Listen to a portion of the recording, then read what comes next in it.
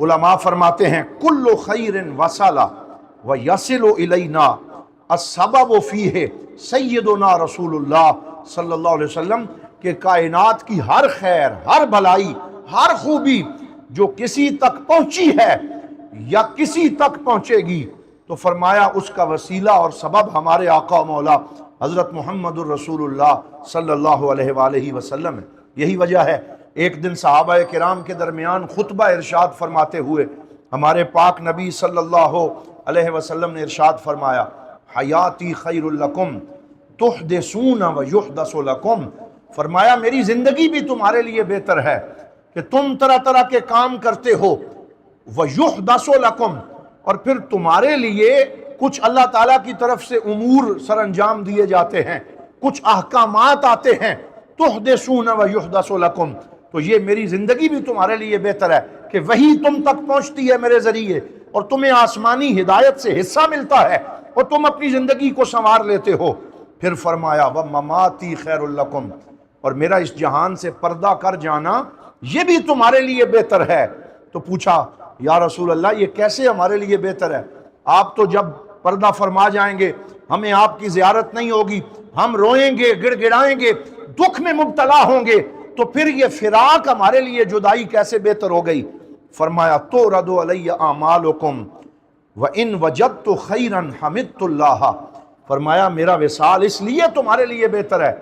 کہ ہر جمعے کو تمہارے عمل میری بارگاہ میں پیش کیے جاتے ہیں اور میں ہر ایک کے اعمال پہ مطلع ہوتا ہوں، اور جو خیر مجھے نظر آتی ہے میں اس پہ اللہ تعالیٰ کی حمد اور تعریف کرتا ہوں۔ وَإِن وَجَدْتُ غَيْرَ ذَلِكَ اسْتَغْفَرْتُ لَكُمْ، استغفرت لکم، فرمایا اگر مجھے کوئی اور عمل تمہارا نظر آئے جو اچھا نہ ہو تو میں اپنے مزار میں تمہارے لیے استغفار کرتا رہوں گا اور تمہارے لیے دعا کرتا رہوں گا، اس لیے میرا پردہ فرما جانا بھی میری امت کے لیے خیر ہے اور میری ظاہری زندگی بھی میری امت کے لیے خیر ہے۔ تو یہ حضور نبی رحمت صلی اللہ علیہ وسلم کی وہ ذات والا صفات ہے جو اپنی امت پہ بڑے رحیم تھے، بڑے شفیق تھے۔ شمائل ترمذی میں ہے کان النبی صلی اللہ علیہ وسلم یرأف علی امتہ، اور یہ شمائل ترمذی وہ کتاب ہے، بالخصوص طلباء کے لیے میں عرض کروں گا کہ ہو سکے تو اس کو بار بار پڑھنا چاہیے،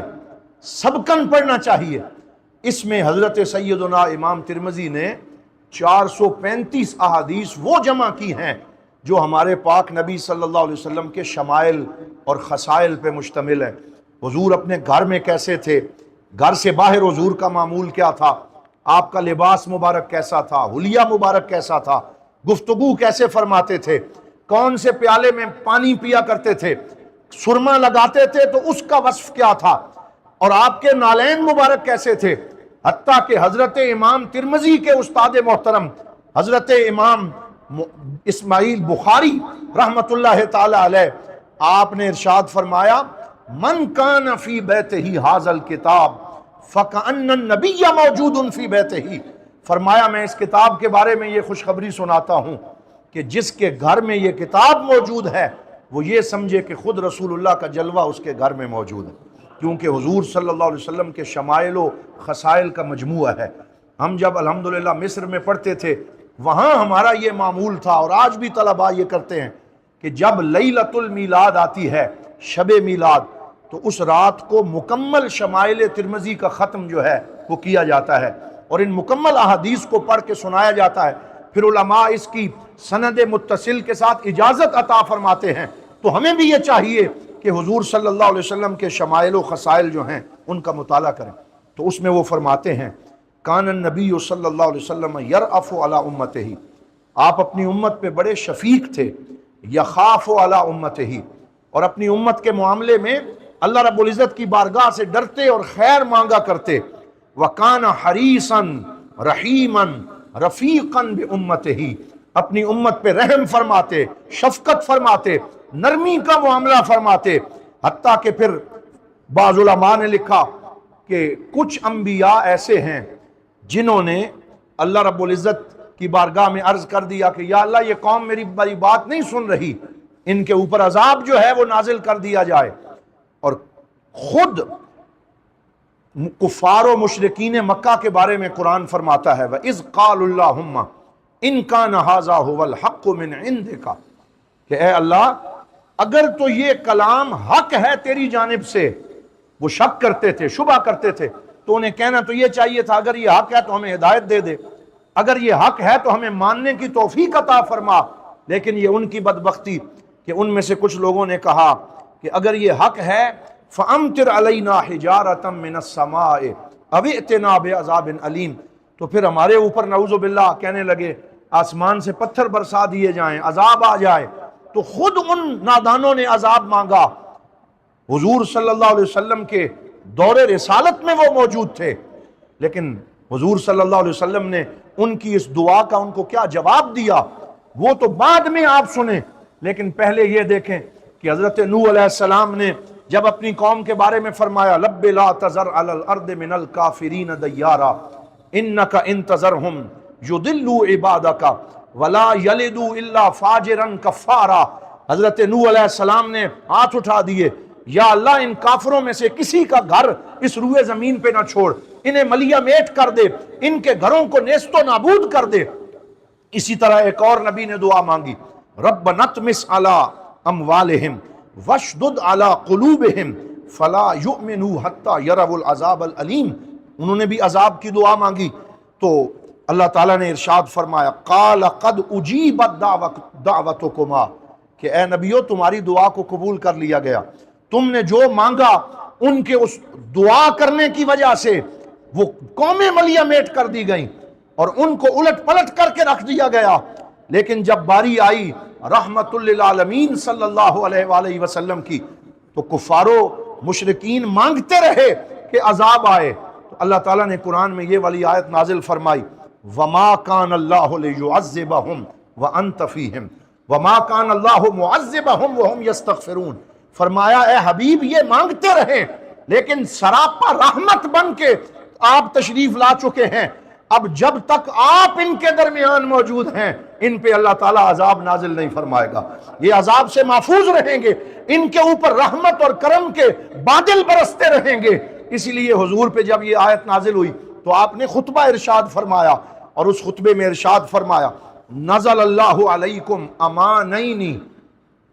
اکرامن لی. فرمایا اللہ تعالیٰ نے تمہارے اوپر دو امانیں نازل فرمائی ہیں میری عزت افزائی کرتے ہوئے، میرے اوپر مہربانی فرماتے ہوئے. پہلی امان یہ ہے وما کان اللہ لیعذبہم وانت فیہم کہ جب تک میں موجود ہوں